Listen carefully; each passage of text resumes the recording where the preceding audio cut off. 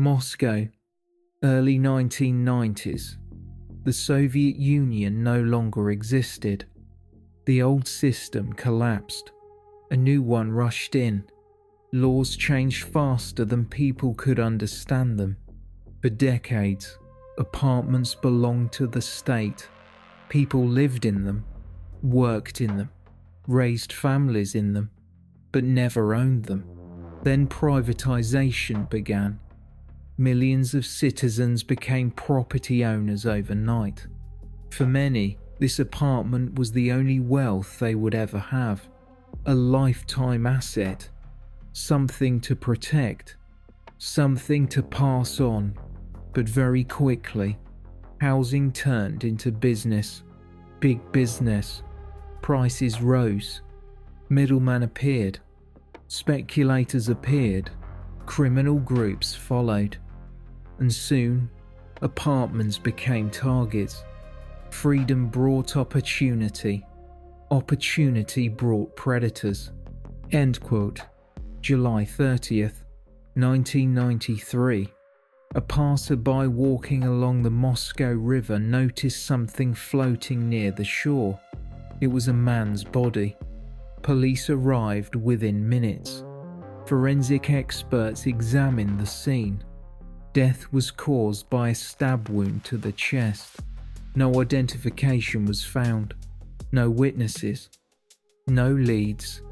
The victim remained unknown. Another unsolved case added to the growing list.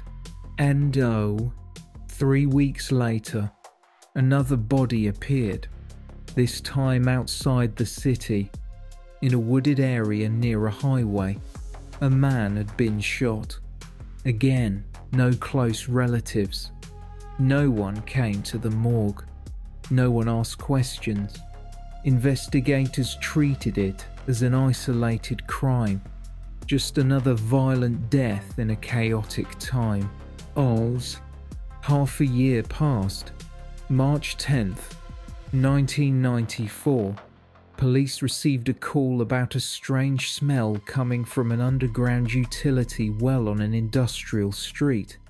Inside, officers found 2 female bodies, a mother and her daughter. They lived in a nearby apartment building. Forensic experts confirmed death by suffocation. There were no signs of robbery, no forced entry. Everything in their apartment was untouched. Several days later, another body was discovered in the same well. A man in his 40s, unemployed, lived alone. No relatives, no visitors. Another apartment owner. That was when investigators began connecting the dots. All victims lived alone. All owned apartments, and shortly before their deaths, each had been contacted by someone offering help with selling their property. Random violence no longer fit. This was organized, systematic, calculated. Detectives shifted their focus to the real estate world, private brokers, informal apartment markets, small agencies operating in legal grey zones.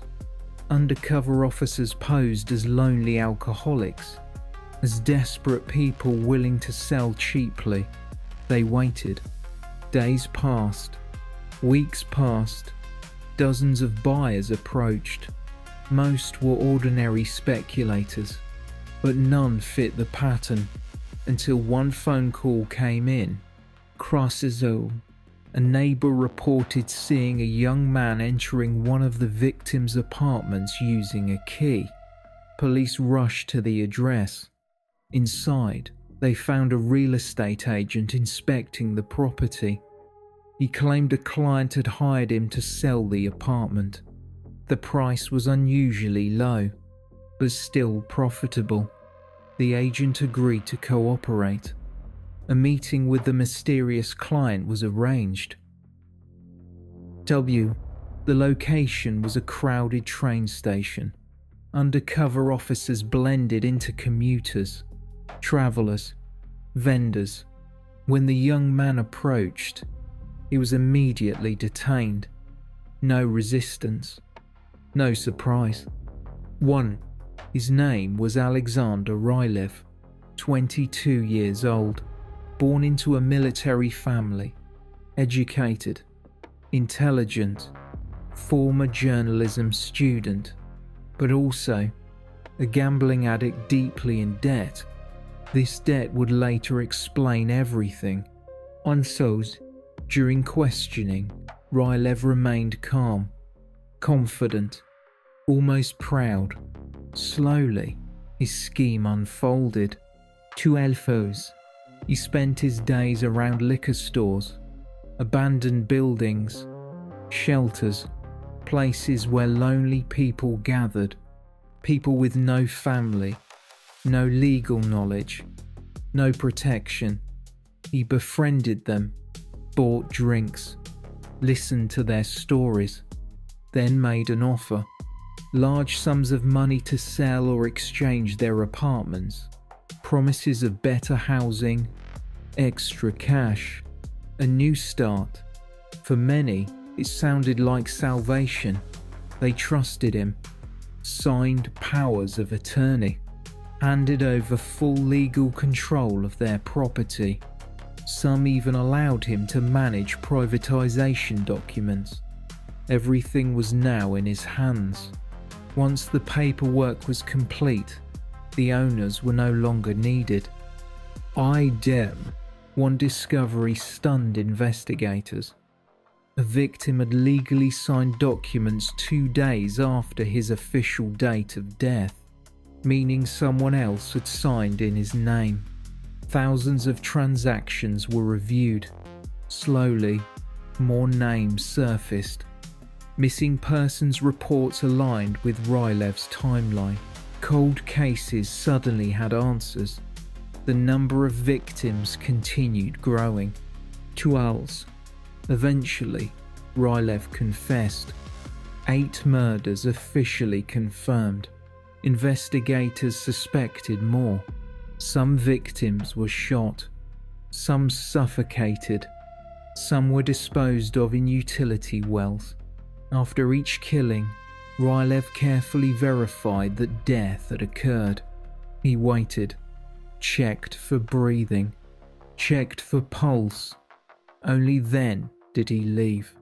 Afterward, the apartments were sold, the money collected, debts paid, and the process repeated. What disturbed investigators most was not the violence itself. It was Rylev's justification. Lambo, he claimed he was performing a social service, that alcoholics and lonely people were wasting valuable housing, that society needed to be cleaned, that apartments should belong to productive citizens. In his mind, he was helping rebuild the country. The money he earned, he said, would be invested in opening a private detective agency to fight crime, to restore order, to protect society. Although, to him, the murders were not crimes. They were necessary actions. Psychiatrists later described him as highly rational, not impulsive, not emotionally driven, cold, methodical, able to separate actions from morality. The collapse of the old system had created a vacuum, and Rylev stepped into it. Eakins 8. The investigation eventually closed dozens of missing person cases. Families finally learned the truth. Illegal real estate networks were partially dismantled, but many similar schemes continued across the country. The chaos of the era had opened doors that could not easily be closed. 1. Rylev was sentenced to life imprisonment. He showed no remorse, no regret, only disappointment that his work had ended. Crate. The story revealed something larger than one killer. It exposed how quickly human life can lose value when systems collapse, when laws change overnight, when desperation meets opportunity. 1. Privatization created ownership. Ownership created wealth. Wealth created targets. And in that environment, predators thrived. In times of disorder, freedom without protection becomes danger. And when that happens, human life becomes just another transaction.